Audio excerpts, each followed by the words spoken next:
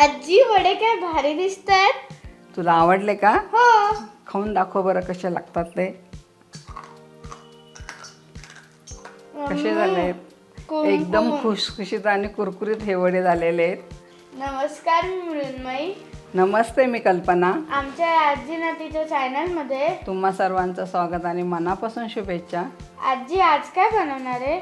आज मी छान तुझ्या आवडीचे साबुस तांदळाचे वडे बनवणार आहे. वाव. तुला आवडतात ना? हो. एकदम खुसखुशीत कुरकुरीत. आजी जे वडे बनवते ना त्याच्यात तळतो तर फुटतच नाही, एकदम तसेच राहतात आणि खूप फुगतात. ही रेसिपी चालू असताना आजी खूप साऱ्या टिप्स देणार, त्यामुळे व्हिडिओ शेवटपर्यंत बघा. तुम्हाला जर रेसिपी आवडली तर लाईक करा, कमेंट करा, सबस्क्राईब करा. चल आजी दाखव कसं आहे ते काय काय. हा साबुस तांदूळ घेतला. हे 4 ते 5 तास मी भिजायला ठेवला होता. 2 बटाटे उकडून घेतलेले आहेत. हे तर शेंगदाण्याचा कोट आहे, मीठ आणि हे मिरचीचा ठेचा आहे आणि जिरे. थोड्याच साहित्यात आणि छान होतात. अगदी बाहेर मिळतात तसे साबुस तांदळाचे वडे होतात. टिप पहिली की साबुस तांदूळ कसे भिजवायचे ते सांगितले. 4 ते 5 तास भिजवायचे आहेत आपल्याला आणि असा मोकळा झाला पाहिजे. जास्त गिचका पण नाही आणि जास्त कमी पण नाही. हा साबुस तांदूळ बघा तुम्ही कसा भिजला आहे. अजिबात पाणी नाही आहे किंवा असा भिजला नाही असं नाही, एकदम असा मऊ झाला आहे, लगेच दबला जातो. मग जितकं मी प्रमाण सांगितलं होतं साबुस तांदूळ कसं भिजवायचे त्या प्रमाणात जर तुम्ही भिजवलं तर साबुस तांदूळ असा छान भिजतो. 1 कप साबुस तांदूळ घेतला असं त्याला 1 कप पाणी टाका, म्हणजे साबुस तांदळाचं प्रमाण व्यवस्थित होतं भिजण्याचं. ते असंच छान साबुस तांदूळ भिजतो. आता बटाटे आपण घालणार आहे. बटाटे जास्त हे करायचं नाही, उकडायचे नाही, जास्त असं त्याचा गिचका किंवा लगदा करायचा नाही. असा मध्यम असा भिजवून घ्यायचा, असा कडक, की आपला साबुस तांदळाचा वडा छान खुसखुशीत आणि कुरकुरीत बटाट्यामुळं होतो. बटाटा कसा उकडला आहे, अजिबात लगदा नाही, काही नाही, असा एकदम जास्त गिचका पण नाही झाला, जास्त उकडला पण नाही, जास्त कमी पण नाही आहे. असा बटाटा किसून घेतला की वडा छान असा बांधला जातो किंवा असं मोकळा होत नाही आहे साबुस तांदूळ त्याच्यापासून.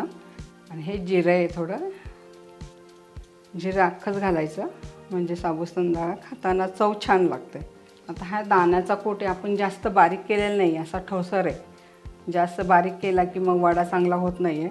असं मध्ये मध्ये जर असे शेंगदाणे आले तर तो वडा एकदम खुसखुशीत आणि कुरकुरीत होतो. म्हणून दाण्याचा कूट पण असा जाडसर वाटून घ्यायचा, जास्त बारीक नाही करायचा आपल्याला. तिखट तुमच्या आवडीप्रमाणे, तुम्हाला जसं तिखट लागतो, कमी तिखट लागतो त्याप्रमाणे तुम्ही मिरची टाका. मी ह्या प्रमाणामध्ये 7 ते 8 मिरच्या ह्या बारीक केलेल्या आहेत.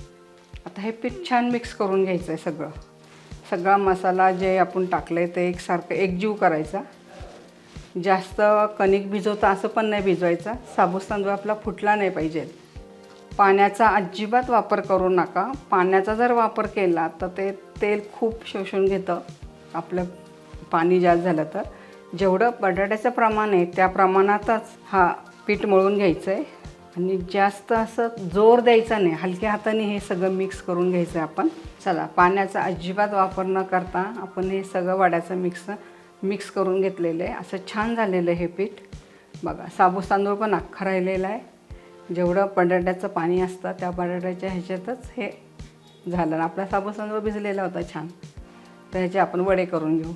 आता वडे तुम्हाला कसे लागतात त्याच्यावर आहे, तुम्ही चपटे करा, गोल करा. मी चपटे करून घेते आहे. तुम्हाला गोल आकार लागला तर गोल पण करा, गोल पण छान लागतात. बघा, आपल्याला काही लागत नाही, पाणी लागत नाही, काही नाही, छान पीठ झाले आपलं.